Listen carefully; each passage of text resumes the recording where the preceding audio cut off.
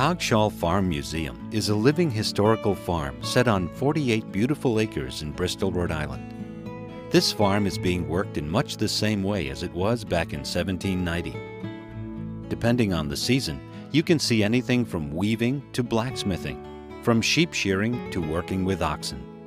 You might even see something as simple as making soap or preparing meals. Everything around the farm is done exactly as the early settlers did it, transporting you back in time. So whether you'd like to get back to nature and take a quiet walk, attend a workshop, or see demonstrations of 18th century skills, crafts, and farm work, Coggeshall Farm Museum is one place you'll want to visit again and again.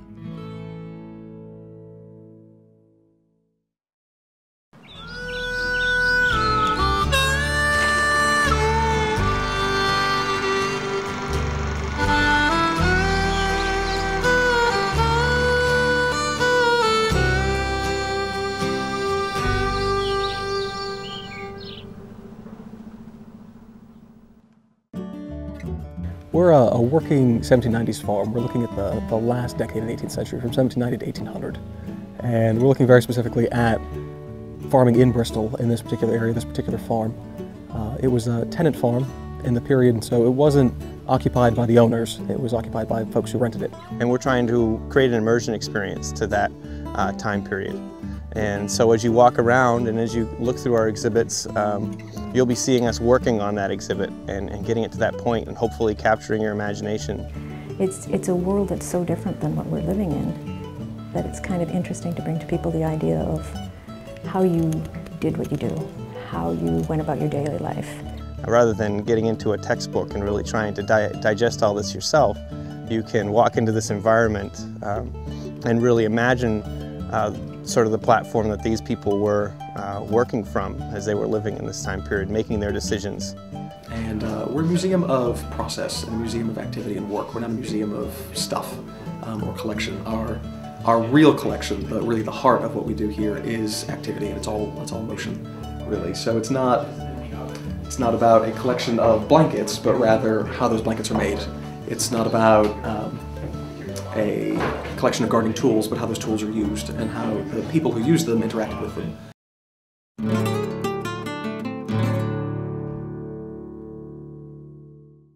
Back in 1790, all nails used for building were hand-forged nails. People had been using these types of nails for thousands of years, and in this time period, they were still forged the same way. The stock used to make the nails depended on what size nails were being made. In this demonstration, board nails are being made, so a 1/4-inch stock is being used. But primarily you're using board nails for if you're building a door or building a fence or putting shingles on a house, putting hinges on, pretty much all this size nail. To forge the nails, charcoal was used to fuel the fire because it was able to reach a temperature much beyond the melting point of iron. Eventually when the fire settles in a little bit, you've got a nice little hot spot to heat your nail. And all you need to heat is probably a 1/2 inch of metal to make a nail. So you try to get your fire controlled in such a way that you have enough material on it so it doesn't blow around, but it's a small enough fire that you're not wasting material. So you can achieve that by cooling the outer edges of the fire. Washing is just cattail and a frame. Once the iron reaches the correct temperature, it is removed from the fire.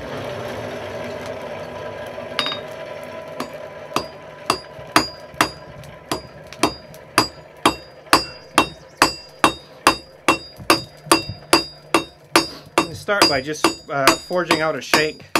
You make a shoulder the first couple of blows that defines where the nail is going to get caught in the header and the lump of metal that will eventually become the head. And you just forge out a rectangular shank. They're hardly ever square. They're a little bit more useful that way. And then you cut it most of the way through, but not all the way through. And then grab the nail header, which makes the nail head. That lump gets stuck there, you see. And then you can smash it into a rose head. So there are 4 little facets. I'll cool this off. That form the head. Today, nails are just another commodity, but in 1790 they were all made by hand, and some people got very good at it. In England, most of these nails are made by a nail maker and a nailsmith. And he's making nails exclusively all day long. He's not making a whole lot of things in some nails. He's making probably 1,000 to 2,000 nails in a day. Obviously, I can't make that many. I'm not doing it as much as these guys used to be. But I aspire to it.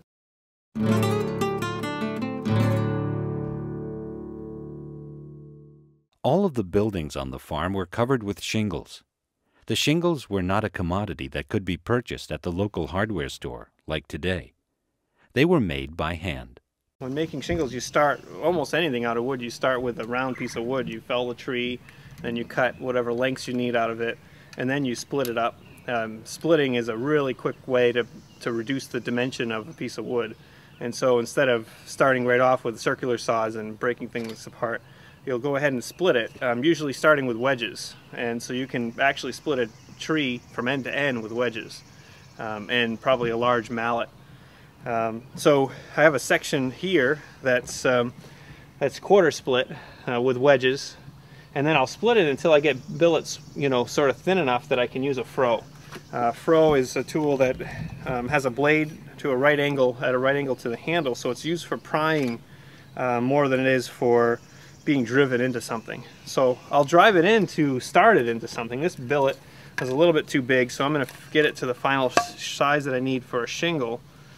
And these shingles I want to be about 3/8 on the base so that they wear well. And I'll just get and this is a blank for a shingle at this point. You want it thick on one end where it's going to get the wear, and then tapered on the other end where it's going to slide up under the other shingles. Using a draw knife, you're using both hands, and so when you draw this thing to yourself, you have nothing left to hold the object that you're working on in place. So you use, this is a clamp design for this purpose, that uses your feet to clamp the piece in place. It's called a shaving horse or a shaving mare. So I'll use my feet to clamp this thing and shape a shingle. I'm going to start on the thick end, so I just want to smooth it off and start the taper just slightly.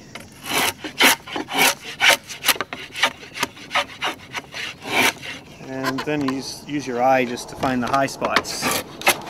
Get it fairly straight, doesn't have to be perfect. So now you basically have the taper on the shingle, and I need to joint it. The sides are too crooked. This is a Cooper's plane, but it works great for jointing shingles as well. And that's a finished shingle, ready to go.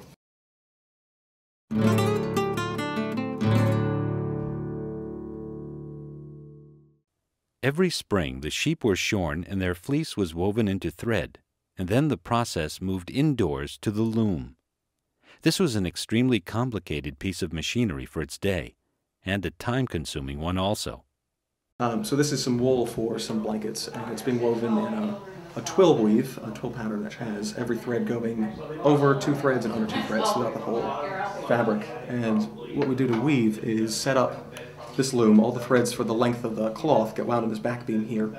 They get pulled forward and they get threaded through these harnesses. 4 through 2, 1 all the way across here for this kind of weave. And then the actual weaving takes place here in the front of the loom. In order to do that, I need to separate groups of threads in order to throw a shuttle carrying a weft thread through that space and create the actual woven cloth. So for this kind of pattern, we have to bring down the first and the second harnesses first, which are attached to treadles that my feet are pushing down. We take the shuttle with the thread inside, wound here, beat that thread in, change the set of threads that are down, so now it goes from 1 and 2 to 2 and 3. Bring this forward, we have a new shed here, a new space. That shuttle goes through, close it in, from 2 and 3 it goes to 3 and 4. Have that new space opened up, throw the shuttle, beat it in, 1 and 4. There's that last of the 4 changes that need to happen for this pattern, and then it begins again. We're now 1 and 2 are back down. We have that new shed. Women are the women in the household are probably making things like blankets, sheets, material for aprons, neck cloths, handkerchiefs, that sort of thing. The cloth that they're using for most of their clothing, the majority of that is being imported. Some people estimate that only about 25% of the cloth used and consumed in America in the late 18th century was actually produced here, that most of it was coming from abroad. Living in a port like Bristol, you have access to shipping from all over the world.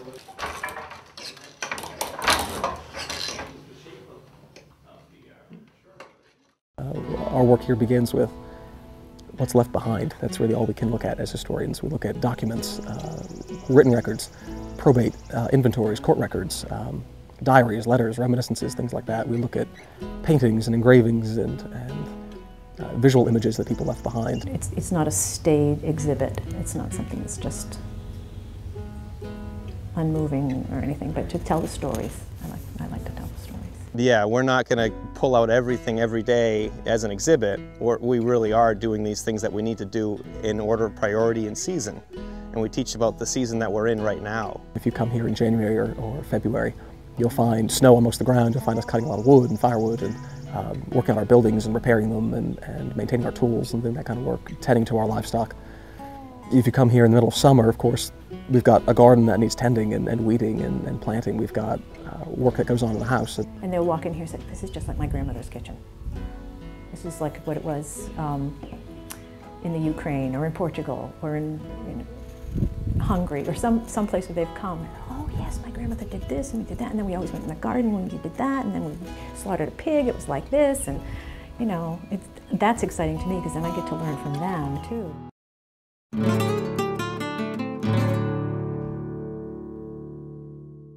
In order to ensure that the food for the day would be on time, the first thing the farmer's wife had to do was to get the oven ready. She began by getting a fire started in the fireplace. Once the fire was going, she would remove some of the embers and place them into the oven, along with some kindling and small pieces of wood to restart a second fire. The oven was a dome-shaped masonry space built entirely of bricks. The fire was then allowed to burn until the entire oven was blackened. And then you'll see sort of the slowing of the flames. They're still in there, it's still really warm, but the flames are sort of in slow motion. It's really neat. And at that point you can see the fire begin to change the interior of the oven from black to white. And I can see into it right now, and I can see that everything is white all over. And that's where we want the oven. And that's the point at which then you make sure that what's left of the fire is spread pretty much over the course of the floor of it. At this point, the embers were removed and put back into the fireplace, and the oven was left to temper and lose its sharpest heat. After a short time, the oven was ready for baking. And the heat really lasts a long time. You can probably fill the oven twice with loaves of bread, and there'll still be adequate heat to cook them through properly. Then when you've brought those out to cool, put in something that's going to take a long slow bake. You know, the famous Boston baked beans. You know, they can be mixed up. Any casserole type dish like that can be all mixed up. You have all your ingredients put together, and then that can go in the oven at the end of the day. After everything else is baked, the oven is much cooler. Put those in, close the mouth of the oven again, and take them out the next morning. In this time period, bread and meat were the main staples of the farmer's diet, and they ate plenty of it. This is a raised bread, so it has a lot of wheat flour, has some rye flour, and it has a bit of maize too, good white Rhode Island corn. Most of the wheat products used at this time had to be imported and purchased, so adding native-grown corn really helped to stretch the wheat. Which is also really good.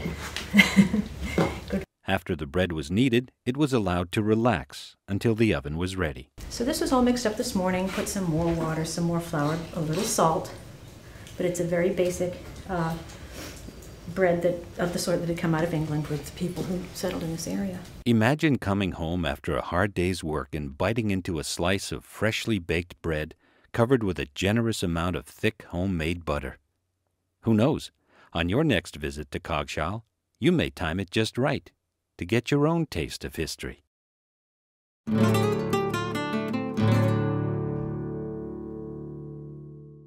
Mowing fields on the farm was a labor-intensive job, and nothing like it is today.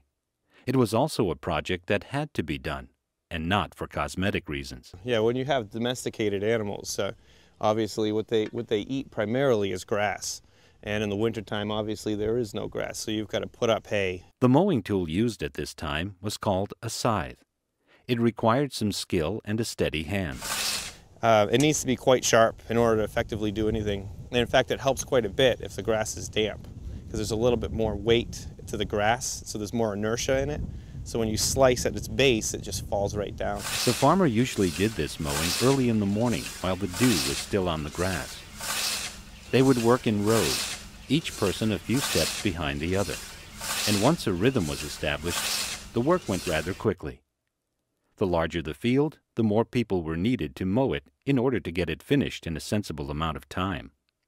The grass was then allowed to dry or get made. When the hay is made is when it's dry enough to take in. If it's too wet and you take it in, you can set your barn on fire. It'll spontaneously combust because as it breaks down, as it composts, it'll heat up sometimes to that amount that it can actually combust. This was hard work, but every farmer knew the sharper the scythe, the easier the cut. When the blade starts to dull a little bit, it's just a lot more effort, and sometimes you have to make 2 passes because it's not cutting the first stroke. So really you want to maintain it, because if it gets too dull, just like any sharp tool, it takes longer to sharpen it. So if you do it just every once in a while, it's a quick thing, and you just, too wet is no let is a saying that I like a lot. And it's I find it's the same with relationships or anything else. Maintain it and it's a lot easier.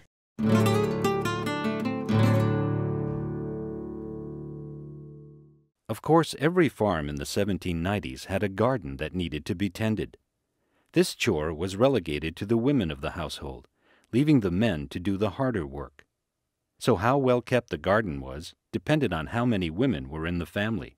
The crops normally grown were any crops that could be put up over the winter. They're growing large quantities of beets and onions and carrots and potatoes and turnips and parsnips, beans and peas and cabbages and things that they can store. Even though tending the garden wasn't considered hard work, it was still time-consuming. Mostly getting rid of the weeds is one big part at the same time, but by pulling the dirt around the bottom of the plant, it's going to increase that reproduction. Even though having a garden in 1790 was certainly an asset, it wasn't the most important thing. The diet in the 18th century is very heavily focused on meat and grain and bread, and so these sorts of things actually referred to as sauce in the period quite often, and it's sort of an extra thing, which is definitely good to have, and a lot of families do grow gardens, but it's it doesn't have quite the same, vegetables don't have the same place on the American table in the 1790s that they do nowadays.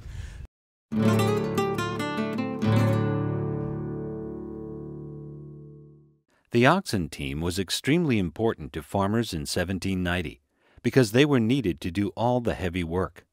The oxen were put together at a young age as steers before the training began.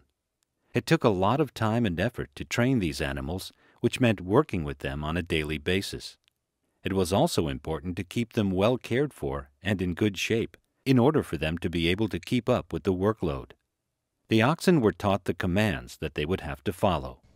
And they do recognize their names as well.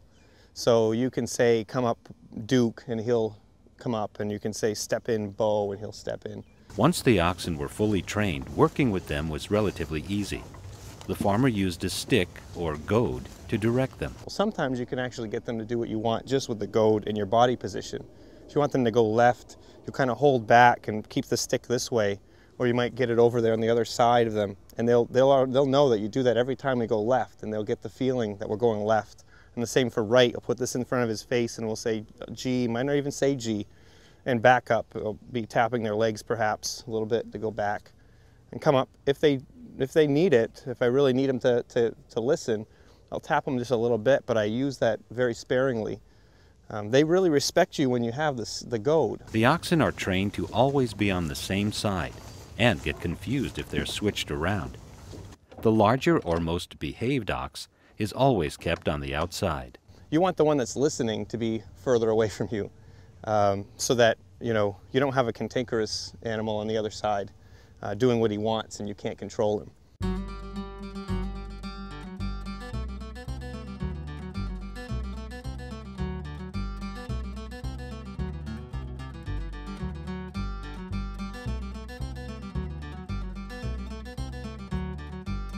The oxen team were used for many chores, such as plowing, clearing stones from fields, hauling wood, taking in hay, and any other task that was too much for a man. They were a welcome addition to the 1790s farm.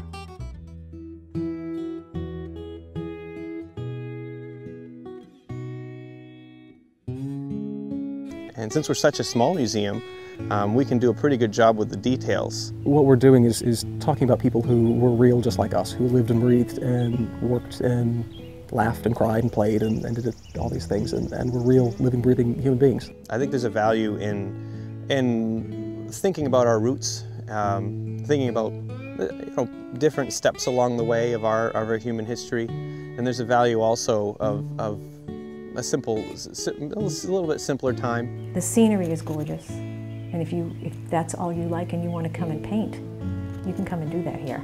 You can just pull your easel and your paints out of the back of your car, set yourself up.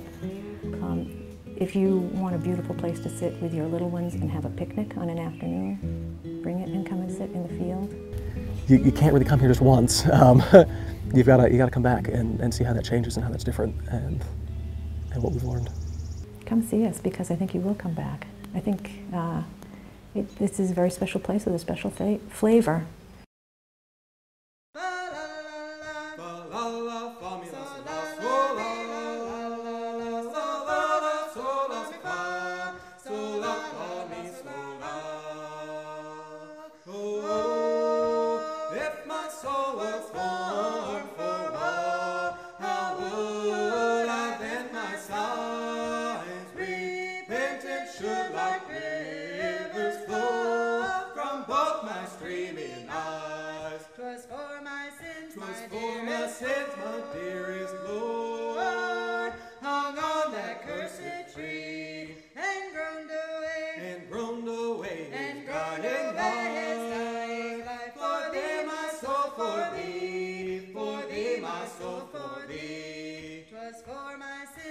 For my sins, my dearest Lord.